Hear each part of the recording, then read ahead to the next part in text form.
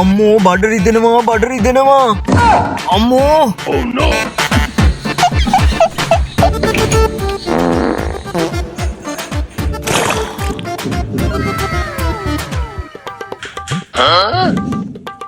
අක්කේ මොකද අනේ කෑ ගහන්නේ?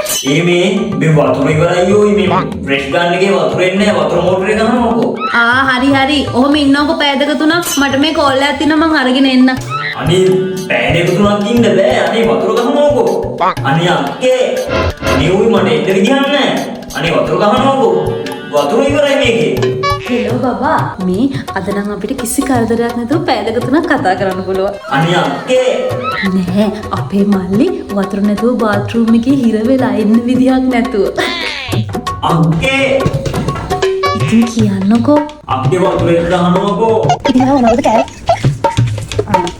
ඊවනේ තාම කෑවේ නැහැ. තව ටිකක් කනවා.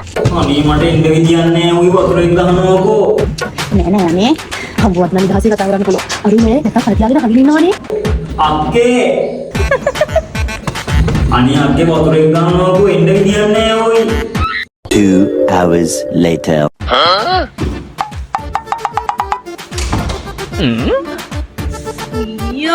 මොකද අපයින ජරා ගඳ? Oh no. මගේ කාමරේ පැත්තෙන් නේද එන්නේ? මොකද ඒ ගඳ?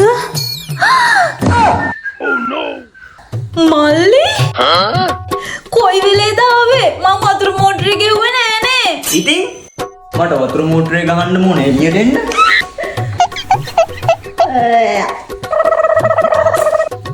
අයියෝ මගේ අදෙත් නෙදියගෙන.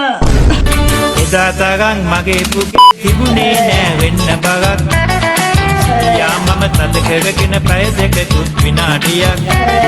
සැනකෙලියේ කිසිම තැනක තිබුණේ නෑ වැසිකිළියක්.